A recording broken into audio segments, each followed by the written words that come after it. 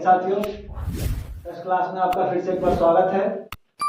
Video में मैं लेकर के आ रहा हूं आपके लिए क्लास 9वीं का प्रथम पाठ, जिसका नाम है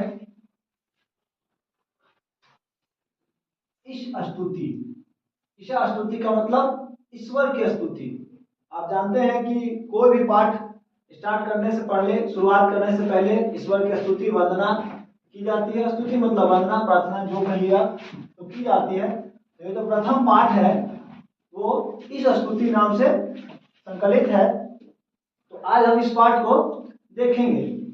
यह जो पाठ है इसमें कुल मिलाकर आपका 5 श्लोक दिया गया है ना। आप देख सकते हैं आपके बुक में 5 श्लोक दिया गया है, जिसमें 3 श्लोक जो है वो उपनिषद से लिया गया है। इसमें टोटल 5 श्लोक जो है आपका, 5 श्लोक में 3 श्लोक जो है वो उपनिषद से लिया गया है। उपनिषद से लिया गया है ना। बाकी जो 2 श्लोक है वो आपको लिया गया है भगवत गीता से। भगवत गीता से। तो अभी पहले हम लोग, अब जब उपनिषद की चर्चा हो गई तो थोड़ा उपनिषद को भी जान लेते हैं कि उपनिषद क्या होती है। उपनिषद जो है वो महर्षि वेद व्यास के द्वारा लिखा गया है ना। लिखा तो बहुत सारे ऋषियों के द्वारा गया है, लेकिन प्रमुख रूप से जो है वो महर्षि वेद व्यास के द्वारा लिखा गया है। इसलिए हम जानते हैं कि वो महर्षि वेद व्यास के द्वारा लिखा गया है। परंतु भगवत गीता जो है वो एक महाभारत का पाठ है। महाभारत में श्री कृष्ण के द्वारा दिए गए जो उपदेश है उन्हीं को एक जगह पे संकलित करने पे भगवत गीता बनाया गया है, भगवत गीता का निर्माण हुआ है। तो भगवत गीता श्री कृष्ण के द्वारा, किनके द्वारा? श्री कृष्ण के द्वारा दिया गया उपदेश है ना। और उपनिषद जो है वो महर्षि वेद व्यास के द्वारा लिखा गया है। आपके परीक्षा में ये पूछता है बार बार कि उपनिषदों की संख्या कितनी है, तो आप बताएंगे कि उपनिषदों की संख्या 108 है ना। उपनिषदों की संख्या 108 है। तो इस तरह से हम लोग ये 5 श्लोक को देखेंगे। अब ये 5 श्लोक से पहले आपका चैप्टर में जो है वो पहला जो 2-3 लाइन दिया है उसके संस्कृत को हम लोग, जो आपके सामने मैं लिखा हूं, इसके हर एक शब्दों को हम समझेंगे, ताकि हम इस चैप्टर को, इस पाठ को बहुत ही अच्छे ढंग से, बहुत ही स्मूथली समझे। क्योंकि जब हम चैप्टर पढ़ना शुरू करें तो हमारा कोई भी ऐसा शब्द ना छूटे, है ना, कि कोई भी ऐसा शब्द ना छूटे जिसके कारण हमें परीक्षा में, मतलब कोई भी पेपर बनाते समय, कोई भी क्वेश्चन करते समय हमें परेशानी का सामना करना पड़े। इसलिए मेरी पूरी कोशिश रहती है कि मैं एक एक शब्द को तोड़ करके, पूरा मरोड़ करके उसको समझाऊं। तो चलिए हम लोग जो ये दिया गया है पहला ऐसे उसको समझते हैं, और उसके बाद हम लोग फिर प्रत्येक श्लोकों को देखेंगे, है ना। तो इसमें सबसे पहले लिखा है कि उपनिषदः भगवत गीता चेति जीवनस्य अभ्युदयाय विकसितः अमूल्य ग्रंथा, है ना। पहले इस लाइन को हम लोग समझते हैं। बोला है उपनिषद और भगवत गीता। चेति जो लिखा हुआ है इसको हम पढ़ेंगे च इति, है ना। च मतलब और, इति मतलब यह। तो उपनिषद और भगवत गीता जो है वो जीवन के अभ्युदय मतलब विकास करने के लिए, है ना, या क्या बोलते हैं, बढ़ाने के लिए, विकसित अमूल्य ग्रंथ, एक विकसित अमूल्य ग्रंथ है भगवत गीता। इस पूरे वाक्य का हिंदी समझिएगा। भगवत गीता और उपनिषद जो है वो जीवन के विकास के लिए, जीवन के निर्वाह बढ़ाने के लिए, जीवन को अच्छा करने के लिए एक विकसित अमूल्य ग्रंथ है। अमूल्य मतलब जिसकी कोई मूल्य नहीं है। अगला है उपनिषदः अनेकेषां ऋषीणां विचाराणां प्रकटयन्ति। अब यहाँ पे अल्प विराम है तो थोड़ा सा हम रुक जाते हैं। भगवत गीता तु केवलस्य योगेश्वरस्य कृष्णस्य उपनिषद अनेकेषां ऋषीणां विचारान् प्रकटयन्ति। मतलब कि उपनिषद में बहुत सारे ऋषियों का विचार प्रकट किया गया है। मैंने आपको पहले ही बताया है कि भगवत गीता जो है वो सिर्फ श्री कृष्ण के द्वारा दिया गया उपदेश है। जो जब क्या बोलते हैं महाभारत में, क्योंकि वो अर्जुन के सारथी थे और अर्जुन जब महाभारत में पहुंचे युद्ध के मैदान में, तो उन्होंने देखा कि जो भी हमारे विरोध में खड़ा है सामने, वो हमारा ही भतीजा है, भाई है, हमारे ही परिवार के लोग हैं, तो मैं इसके ऊपर बाण कैसे चलाऊं। तो उस समय श्री कृष्ण ने कहा कि हे पार्थ, आप सिर्फ कर्म करें, फल की चिंता ना करें, आप एक बुराई के प्रति लड़ रहे हैं, इसलिए आप ये न मत देखिए कि ये मेरा भाई है, ये मेरा भतीजा है, ये मेरे गुरु है, या ये मेरे दादा है, या पौत्र है, जो भी है, तो आप उस चीज पे ध्यान ना दें। आप सिर्फ ये ध्यान दें कि वो एक बुराई का साथ दे रहा है और मैं बुराई के प्रति, बुराई के खिलाफ लड़ रहा हूं। तो ये जो भगवत गीता में श्री कृष्ण ने कहा है महाभारत के मैदान में, उसी को भगवत गीता में संकलित की गई है। लेकिन जो उपनिषद लिखी गई है महर्षि वेद व्यास के द्वारा, उसमें अनेक सारे ऋषियों को जोड़ा गया है, अनेक सारे ऋषियों का विचार जो है वो प्रकट करता है उपनिषद। भगवत गीता तू केवलस्य, परंतु भगवत गीता में जो है वो केवल योगेश्वरस्य, योगेश्वर मतलब कौन, योग ईश्वर मतलब श्री कृष्ण, कृष्णस्य मतलब श्री कृष्ण की ही बात को प्रकट किया गया है। किससे, भगवत गीता में। अब हम लोग अगला पंक्ति देखते हैं, उभय त्रापि परमात्मनः सर्वशक्ति संपन्ना दर्शिता। ये दोनों जो है इसमें, इन दोनों में, उपनिषद में और भगवत गीता में परमात्मा को ही सर्वशक्ति संपन्न बताया गया है। हम लोग ऐसे भी जानते हैं कि सब कुछ करने वाले वही हैं, तो इसलिए इन दोनों में आप देख सकते, उपनिषद और भगवत गीता दोनों में ये बताया गया है कि परमात्मा ही जो है वो सर्वशक्ति संपन्न है ना।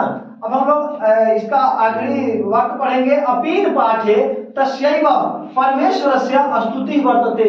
इस पाठ में, इस स्तुति में, इस पाठ में जो है वो परमेश्वर की ही स्तुति की गई है, परमेश्वर की ही स्तुति जो है वो बताया गया है। तो अब हम लोग श्लोक को, एक एक श्लोक को देखेंगे। चलिए हम लोग पहला श्लोक जो है उसको देखते हैं। तो हमारा पहला श्लोक है, यतो वाचो निर्वर्तन्ते अप्राप्य मंशाशः आनंदम ब्राह्मणो विद्वान न विभेति कुश्चन। इसका मतलब यह हुआ, यतो वाचो निवर्तन्ते अप्राप्य मंशाशः, मतलब अगर हमारा मन ना हो, मन के बिना हमारे मुख से आवाज तक नहीं निकलता है ना, हमारे मन के बिना हमारे मुख से आवाज तक नहीं निकलता है। आनंदम ब्राह्मणो विद्वान न विभेति कुश्चन, जो ब्रह्मा को जान लेता है, जो ब्रह्मा को प्राप्त कर लेता है, वह विद्वान है और वह आनंद में रहता है, मतलब वह खुश रहता है। न विभेति कुश्चन, वह किसी से नहीं डरता है। तो आपका पहला जो श्लोक है उसका हिंदी यह हुआ कि यतो वाचो निवर्तन्ते अप्राप्य मंशाशः, इसका हिंदी यह हुआ कि बिना मन के हमारे मुख से आवाज तक नहीं निकलती है, और जो ब्रह्मा को जान लेते हैं वे विद्वान हैं और वे आनंद में रहते हैं, आनंदित रहते हैं, और वे न विभेति कुश्चन, मतलब किसी से नहीं डरते हैं। तो आपका श्लोक पहला जो था इस तरह से कंप्लीट हुआ। पूछेगा कि यह किस उपनिषद से लिया गया है, तो आप उसे बता देंगे कि यह तैत्तिरीय उपनिषद से लिया गया है ना। परीक्षा में कभी कभी पूछ देता है, आपका ये दे देगा श्लोक और पूछ देगा कि यह किस उपनिषद से लिया गया है, तो आप बताएंगे उसको कि यह तैत्तिरीय उपनिषद से लिया गया है। मैंने क्लास के स्टार्टिंग में ही पहले बता दिया था कि उपनिषद और भगवत गीता में क्या अंतर है। तो अभी ये जो आप देख रहे हैं, इसके बाद जो 2 और श्लोक है वो भगवत गीता से लिया गया। मैं हर एक श्लोक के हर एक शब्दों को पूरी तोड़ तोड़ के समझाने की कोशिश कर रहा हूं ताकि आपको कोई परेशानी ना उठाना पड़े। दूसरा चैप्टर है आपका, दूसरा जो आपका श्लोक है वो है अस्तोमा शतगमय तमसोमा ज्योतिर्गमय मृत्योर्मा अमृतम गमय। आप ये श्लोक तो बराबर ही लोग सुनते ही हैं, व्यवहार में भी आता है, कई बार आप जनरली नॉर्मल आप सुन ही सकते हैं, इसको सुनते हैं, हर जगह पे ये सुनने को मिल जाता है ना। तो हम लोग इस श्लोक का हिंदी जानने की कोशिश करते हैं, समझते हैं। अस्तोमा शतगमय मतलब कि हे ईश्वर, हमें असत्य से, मुझे असत्य से सत्य की ओर ले चले। अस्तो मां शतगमय मतलब असत्य से शतगम, सत्य रास्ते की ओर ले चले। तमसो मां ज्योतिर्गमय, तमसो, तमस मतलब होता है अंधकार है ना, और ज्योतिर मतलब प्रकाश।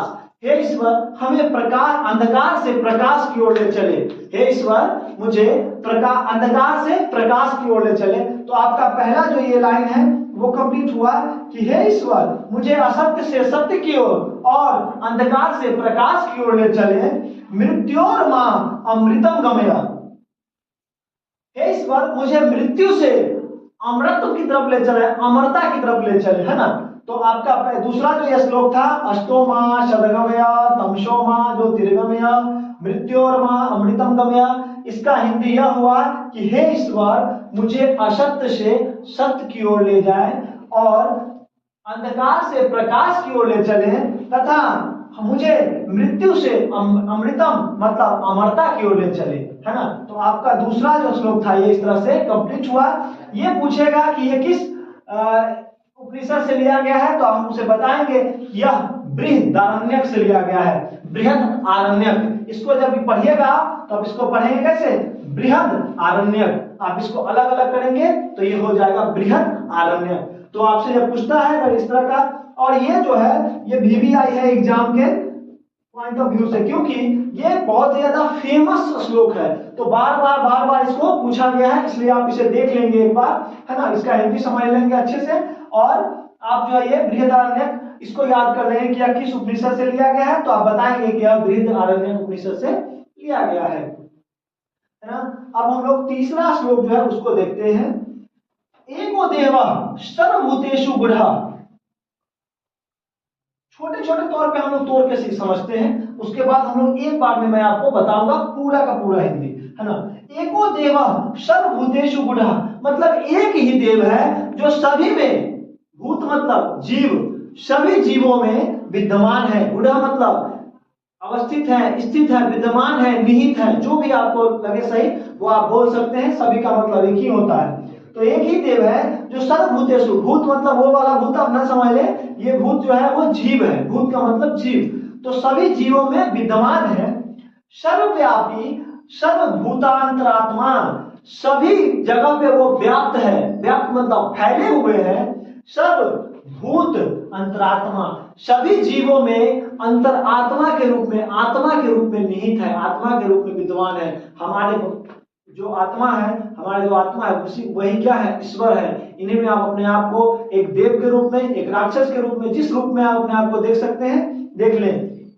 तो ये बोल रहा है कि सर्वव्यापी मतलब सभी जगह व्याप्त हैं। सर्वभूतान, भूत अंतरात्मा मतलब सभी भूतों में, भूत मतलब जीव, है ना, सभी जीवों में अंतरात्मा के रूप में आप जो है वो क्या है, विराजमान है। कर्माध्यक्ष सर्वभूताधिवास, आप हमारे सभी कर्मों के अध्यक्ष हैं। हम जो भी कर रहे हैं, गलत कर रहे हैं, सही कर रहे हैं, जो भी चीजें हम कर रहे हैं उन सभी चीजों का आप अध्यक्ष हैं। आप हमारे सभी कर्मों को देख रहे हैं, है ना।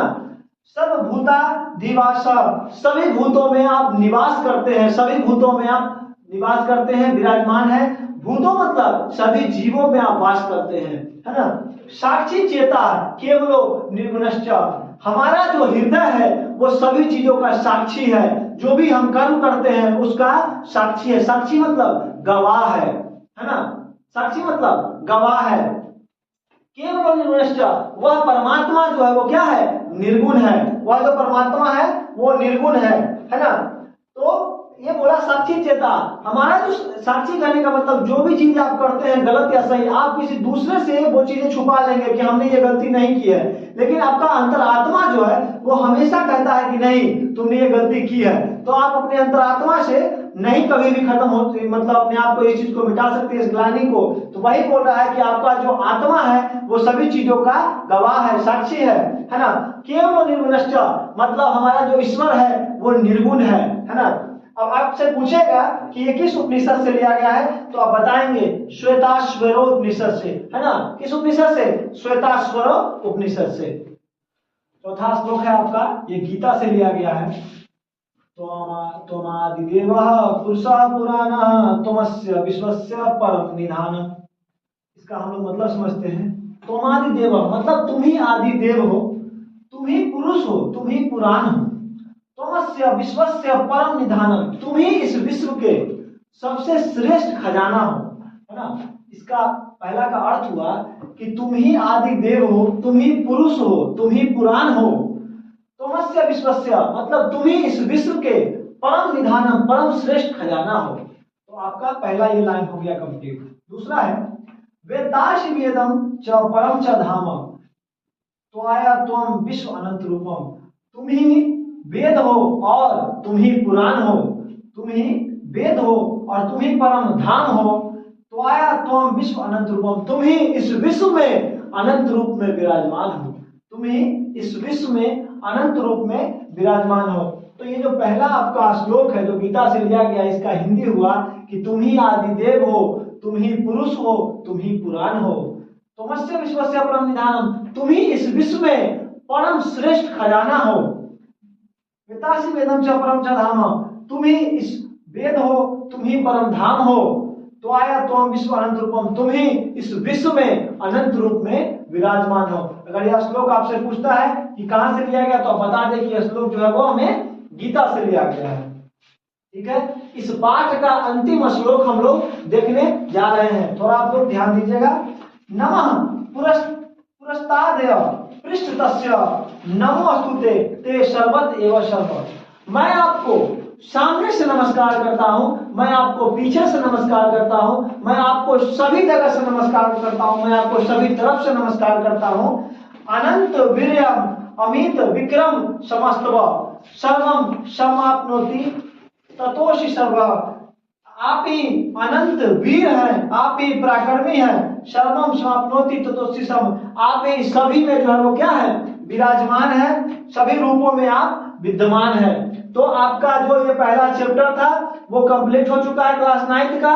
आप जो है इस वीडियो को देखिए और आप इसे पॉज करके लिख सकते हैं इसका हिंदी, क्योंकि आप देख सकते हैं कि कितना ज्यादा मेहनत लगता है। तो आप लाइक करें, शेयर करें हमारे वीडियो को और हमारे चैनल को सब्सक्राइब करें।